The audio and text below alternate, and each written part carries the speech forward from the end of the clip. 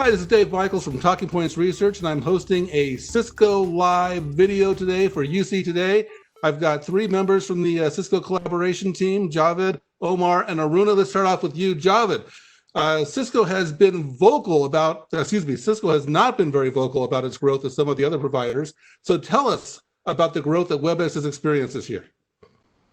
Thank you, Dave, for having us and sharing virtual Cisco Live with us earlier this week. It's been a busy week for us, and we have been actually very busy, heads down, dealing with the growth.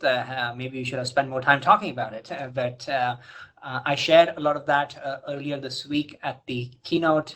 We are 3 times bigger than we were at the end of February. So tons of growth. We've spent a lot of time. The DevOps team, if you see one of those guys, not just at Cisco but any of the other collaboration companies. Yeah, 3 times is a pretty significant increase of usage. I mean, how did you handle that in your data centers? Yeah, that was a massive increase. That's why I was giving a shout out to the DevOps teams, because these are the unsung heroes out there. They've been working super hard. And I know the same thing applies to many of our competitors as well, but they have been working nonstop for a few months to make sure we had all the right capacity in all the right places. The other interesting thing was the growth was not just about adding compute and network capacity, but it was making sure that the SPs and the PSTN infrastructure, which was all under stress, not just the Cisco infrastructure, but the global infrastructure. So we had to spend a lot of time working with the SPs, making sure that they were routing traffic to the right locations, and we had all the right peering in place. But it's all paid off, and this is where us being Cisco with the relationships with SPs and the fact that we build our own infrastructure came in super handy. But we feel good about it. We have most of that behind us, and the curve starting to flatten, so to speak. Now, many people believe that this work from home trend is going to continue post-pandemic, though plenty have vocalized their desire to get back to the office. What are your feelings at Cisco? How are you preparing? What do you think happens post-pandemic? Yeah, so we have some interesting data already with some of the countries that have started to go back. I mentioned we are 3 times the size of what we were. About 100% of that growth half of that growth came from existing users just using collaboration products more. The rest of it was new customers. We have not seen that decline more than 10 to 15% in some of the countries that have started to go back to work. Now, that is an early indicator, but we expect that a lot of this increase actually is permanent. So it's 2 things. One, existing users, existing enterprises, companies getting more comfortable with video in general, so larger adoption within the company. And second is just people have gotten comfortable with video. This is something that COVID just forced. So it is going to be interesting what that means for physical workspaces. So lots of conversations, even at Cisco, around what that footprint looks like. But the good news is, even if the footprint is smaller, we expect that video will be expected in those workspaces, whatever form they might take. So as usual, the collab team used Cisco Live to make some announcements. But first off, I got to say, congratulations on having Cisco Live. And first it was going to be physical, then it went virtual, then it got delayed because of the commotion going on in the country. So congratulations on having Cisco Live. But let's get to some of the announcements. Let's start off with this voodoo you're showing right now with this slide in the background. How are you doing that? Yeah, so I'm on the new Desk Pro that we announced. We announced it a few weeks back, but we're shipping it this quarter. It has been one of the most popular devices out there. We can't make these fast enough, so as usual, fantastic job by our Oslo team that keeps delivering. I'm in front of one of these Desk Pros. I'm actually at home. In my home office, and what the new device lets us do is it's got background replacement, obviously, but I can just feed it a USB-C or an HDMI input, which becomes my background. So I could have real-time video playing there, and it makes for fantastic presentations in real time. And I'm just joining a Webex meeting, so you'll get this when you get the recording. All right. Previously, Cisco announced Webex Assistant, and you enabled some voice control capabilities with Webex Assistant. But today, you've announced, or at Cisco Live, you announced more features, and more capabilities. How are these different? Yeah, so we've brought Webex Assistant, and maybe I'll just bring it up if I can, because I'm sitting in front of this fancy device. So that's Webex Assistant. It's joined into a different meeting, and it's listening in on our conversation. And you can see it is transcribing what we are talking about. So we've added Webex Assistant to Webex meetings. In the past, it was a part of our devices portfolio. So it's now coming to Webex meetings. It does things like real-time transcription, which you can see live over here. And the other thing it does is it's able to recognize certain keywords and convert those into action items and notes. And those just get sent to you after the meeting. So you don't have to have somebody sitting there taking notes. So I could say something like, okay, Webex, send Dave a presentation after the call, and it recognizes that that is an action item, and you'll see that show up in the list of action items of the meeting. So some cool new innovation. This is our Voicea technology that we acquired last year. We've integrated that into Webex meetings. The big observation we've had over the years is that the work is actually happening usually before a meeting or after a meeting. So we are using AI to take some of that, take those artifacts from a meeting, and then you can move those things forward. You can post that to a Webex space, team space, or you could potentially put that into other workflow tools and continue tracking the artifacts of the meeting. Now, you've just demonstrated that on a personal device, but does Webex Assistant pertain to the meeting room as well? So we do have the Webex Assistant in the meeting rooms. It is not yet enabled for transcription, but it's able to recognize other actions like scheduling a meeting, and you'll see some of the same functionality show up on the devices as well. All right. Now, you previously announced a facial recognition capability. Is that the technology that is powering your new social distancing capabilities or social distancing features that you announced in Hub? And why don't you summarize what those are? Yeah, so hopefully you can see my name down here at the bottom of the screen. So that is the facial recognition technology that we've now integrated into our desktop video units. So previously the larger systems had the facial recognition technology. The newer devices, the Desk Pro, starting with the Desk Pro, have the compute power to do face recognition, people counting. And what we had always been doing is those analytics were available in our cloud via Control Hub. So we've been collecting tons of analytics. What we've now enabled is just using those analytics and some business rules to now, for example, notify the endpoint that, hey, there's too many people in the room. So that's an example of a new analytic around social distancing. We have this enabled inside Cisco. I was on campus after 3 months earlier this week and happened to be in a room with 3 people, and the device told me that there was one too many person in the room. So taking the existing analytics with the power of the software and cloud, and we're just pushing that out to our existing devices. And so really cool stuff happening there. That's just one use case. We've got a total of 6 use cases, which are focused around HR and facilities that we are pushing out to our cloud connected devices. Now, one thing I hear a lot from other people is that security is more or less the same in all solutions. I know you disagree with that. You made some security announcements today, and I'm going to throw back a word that I heard today that Cisco Webex is offering unprecedented, quote, unprecedented security across all meeting content. Can you elaborate on that? So we made an announcement this week where we've taken our compliance solutions. So most enterprises have rich set of compliance tools that they've already implemented, whether it's DLP, data retention policies, and so on. It's required today. Right? We've extended that to meetings, which nobody else has. Everybody else has traditionally focused on messaging and documents, your ECM system. So we are extending that to meetings. So for example, the transcript that you just saw or the artifacts of that meeting now can be hooked up to your compliance solution. So that is the big announcement this week. We are an enterprise company, we are a security company, and we are a collaboration company. And those features are focused around those particular use cases.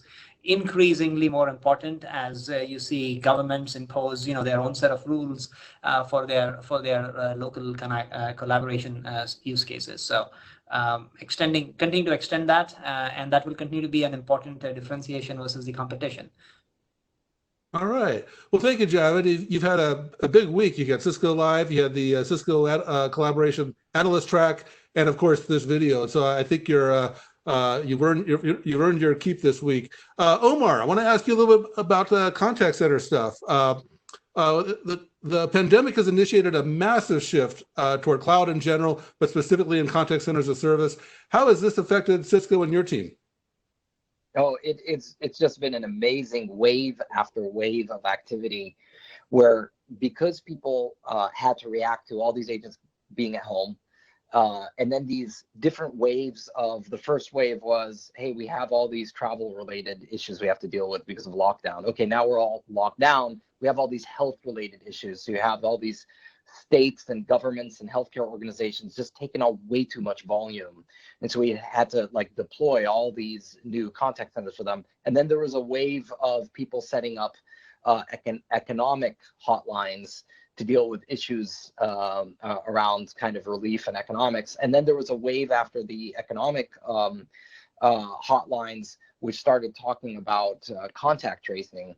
And so it's just been amazing, the set of activity where we've had to take maybe 4 or 5 of our product sets and create quick deploy solutions where we have to turn around a new client from first conversation to go live in 5 days. And sometimes we even got it down to a weekend.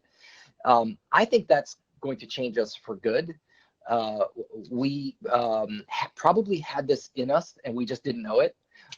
And so now we've created all the changes toward the way we set up our processes and allow people to do business with us just a lot faster. My hope is this goes down from 5 days to hours. And that just won't be a hope. We will drive to that. Wow, that'd be great.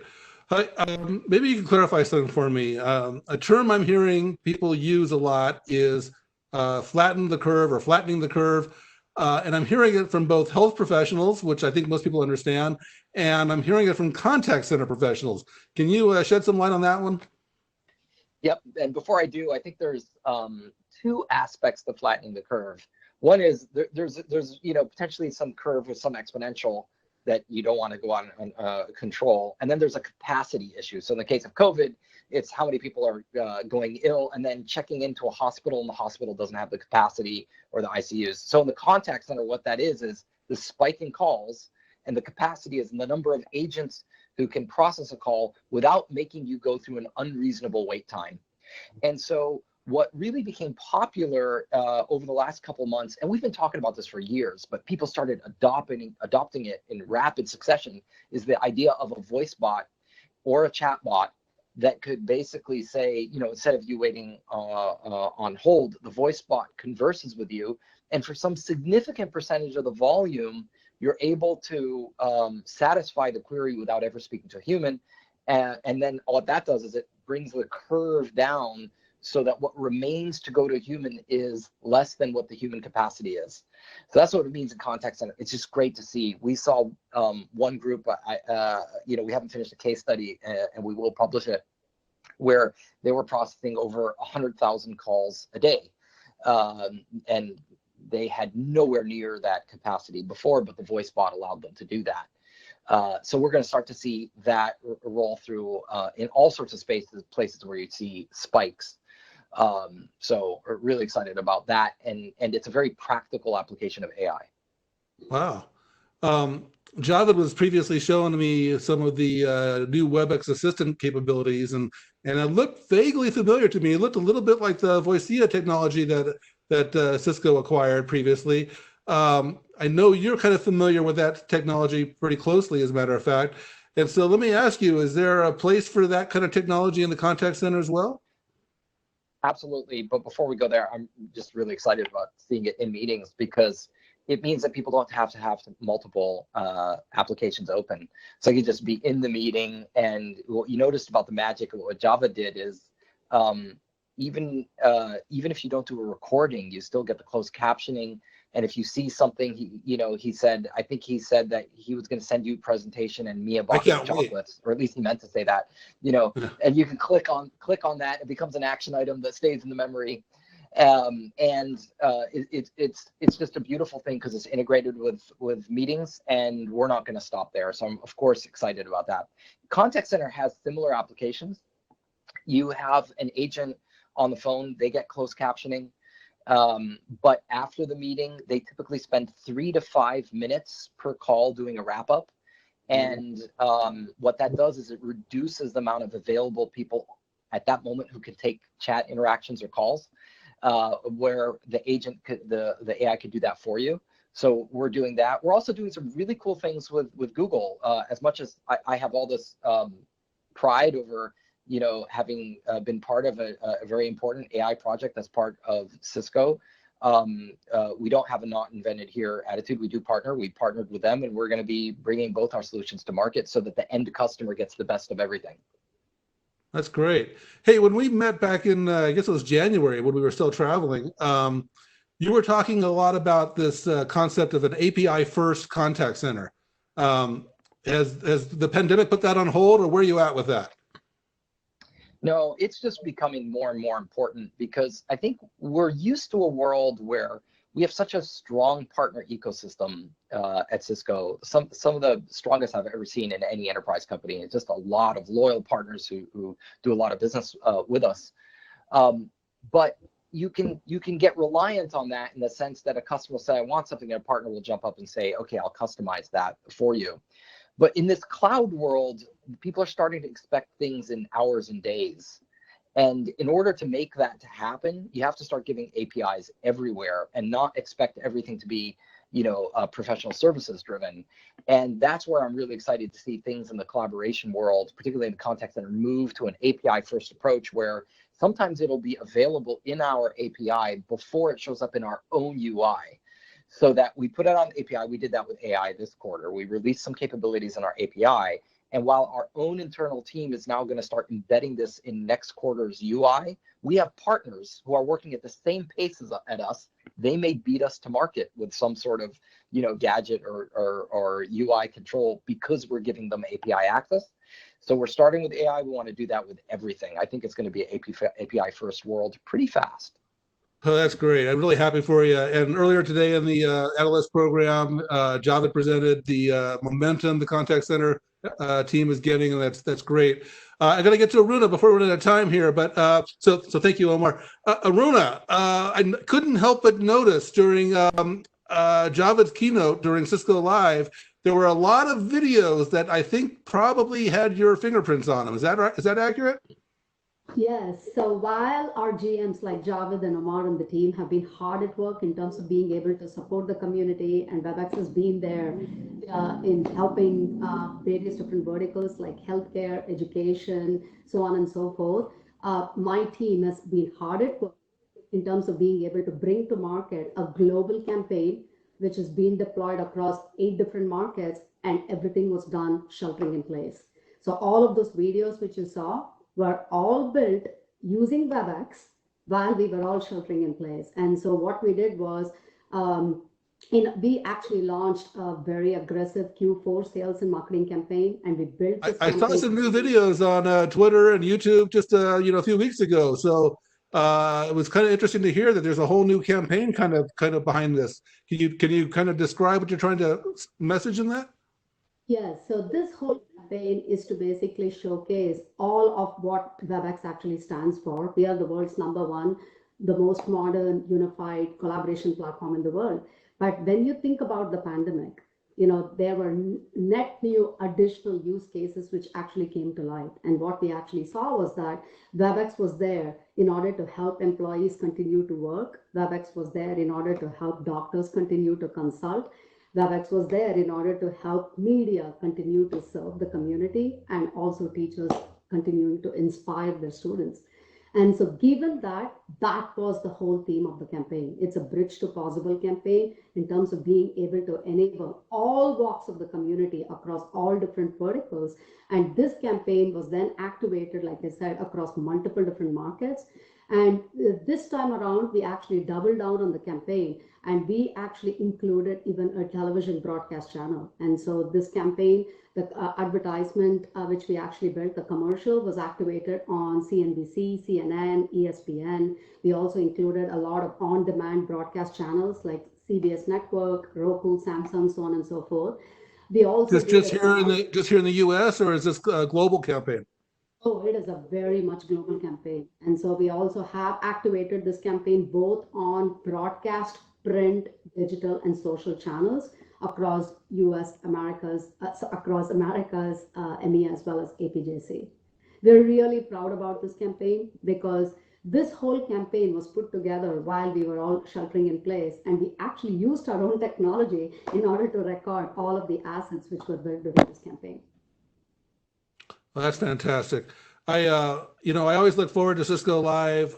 Normally, at this point, I would be exhausted from the heat and everything else going on, usually in Las Vegas.